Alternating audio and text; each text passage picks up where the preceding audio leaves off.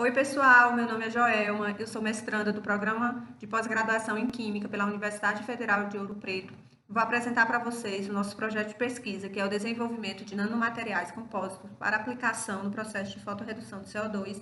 Eu sou orientada pelo professor Dr. André Esteves Nogueira e pela doutora Amanda Soares Giroto. A motivação do nosso projeto de pesquisa é o aumento da emissão de CO2 no mundo, que foi de 35 bilhões de toneladas em 2020. Essa alta concentração de dióxido de carbono leva à poluição do ar e o desequilíbrio do efeito estufa, que nos mostra a necessidade de fontes mais limpas de produção de energia. Com isso, uma alternativa viável seria a transformação de um gás de efeito estufa, como o CO2, em fontes de energia. Essa abordagem é conhecida como economia circular. É onde o carbono ele é capturado, ele passa por todo um processo de reação de redução, a formação dos produtos, sua distribuição e volta ao dióxido de carbono novamente. E dentre esses processos, nós temos a fotorredução de CO2. O processo de fotorredução de CO2 é conhecido também como fotossíntese artificial, que é baseado na fotossíntese natural feita pelas plantas, que é quando o semicondutor recebe uma energia externa, ele é capaz de converter o CO2 e a água em compostos orgânicos. A água ela entra em contato com a lacuna positiva e gera o H+, e o CO2 captura o elétron na superfície do composto, formando os compostos orgânicos. Esses são os possíveis produtos da redução do CO2, porém, para que ocorra a formação de determinado produto, vai depender do seu potencial de redução e da interação da molécula de CO2 com a superfície do material. A absorção da molécula de CO2 no catalisador, ela pode ocorrer pela coordenação do oxigênio, pela coordenação do carbono e pela coordenação mista do carbono e o oxigênio. O esquema ele mostra os semicondutores mais comuns, com seus diferentes valores de band gap, onde o mais utilizado atualmente é o de dióxido de titânio, porém ele apresenta alguns problemas relacionados com a sua eficiência, pois ele possui um band gap elevado de 3,2 eV e tem baixa absorção na região do visível. Então, sendo os problemas dos fotocatalisadores comuns, uma alternativa seria usar o óxido de cobre, que se mostra um candidato promissor para aplicação na fotorredução de CO2, pois ele possui baixo custo de produção, um band gap estreito na faixa de 1,7 eV, boa absorção da região do visível.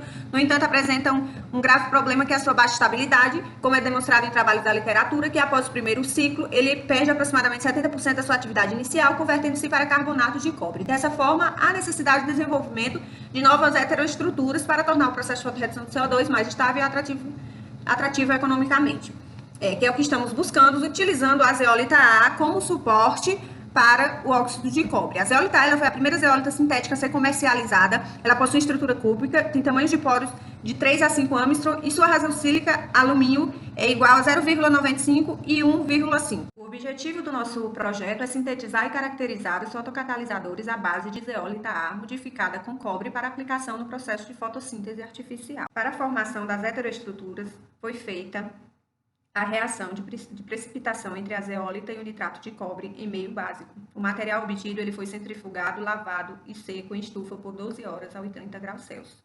Obtivemos os seguintes materiais: o ZSU com 1, 5 e 10% de cobre na estrutura da zeólita. Os fotocatalisadores foram produzidos pelo método de troca iônica. Para isso, utilizamos 2 gramas de zeólita e uma solução de nitrato de cobre. O material obtido ele foi centrifugado, lavado e seco por 12 horas.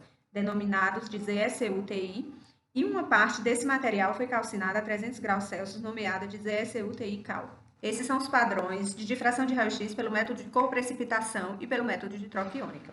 A zeólita pura ela apresenta apenas uma estrutura cristalina relacionada à zeólita A. Após o processo para a incorporação do cobre pelo processo de coprecipitação, não ocorreu uma modificação dos planos cristalinos. Entretanto, ocorreu o surgimento de novos picos que são relacionados ao óxido de cobre, que aumenta a intensidade com o aumento da quantidade de óxido de cobre na heteroestrutura. Entretanto, após o processo de troca iônica e calcinação, apresentou apenas picos de difração referentes à estrutura monoclínica do óxido de cobre. Os espectros de infravermelho, pelo método de coprecipitação e pelo método de troca iônica, a zeólita pura apresenta apenas uma estrutura relacionada à estrutura da zeólita A. Após a incorporação do cobre, por coprecipitação, não ocorreu uma mudança significativa nos espectros dos materiais. A banda entre 3.345 e 1.645 cm-1 são atribuídas às vibrações de ligação dos grupos OH. A banda em 975 cm a menos 1 está relacionada às vibrações de ligação do silício, oxigênio e alumínio. E a banda em 665 cm a menos 1 é atribuída às vibrações de ligação do oxigênio, silício e alumínio. A banda em 541 e 453 cm a menos 1 são atribuídas às vibrações de ligação do oxigênio, silício e oxigênio. Após o processo de troca iônica, a banda em 3.545 e 1.634 são relacionadas às vibrações de ligação dos grupos OH. A banda em 1.432 e 1.327 são atribuídas às vibrações de ligação do NO, que é proveniente do nitrato de cobre. Após o processo de calcinação, nós podemos perceber que as bandas desaparecem, permanecendo uma banda intensa em 988 cm a menos 1, atribuída à vibração de ligação do silício, oxigênio e alumínio. A análise termogravimétrica da zeólita pura mostra o comportamento da desidratação com duas perdas contínuas de água, uma de 13% e a outra de 19%, com duas faixas de temperaturas principais. A primeira perda de massa de 13% ocorreu entre 30 e 200 graus Celsius e está associada à dissolção de água da superfície da zeólita. A segunda perda ocorreu entre 200 e 600 graus Celsius e está relacionada à dissolção das moléculas de água nas cavidades internas da zeólita. Já pelo método de troca iônica, podemos perceber duas regiões de perda de água. A primeira é uma perda rápida de 14% na faixa de temperatura entre 30 e 150 graus Celsius está relacionada à dissolção das moléculas de água. E uma perda menor de 5% entre 150 e 400 graus Celsius. Essas perdas rápidas de água da estrutura do material, ela ocorreu devido ao colapso da estrutura zeolítica, não tendo mais tanta capacidade de absorção de água como a zeólita pura.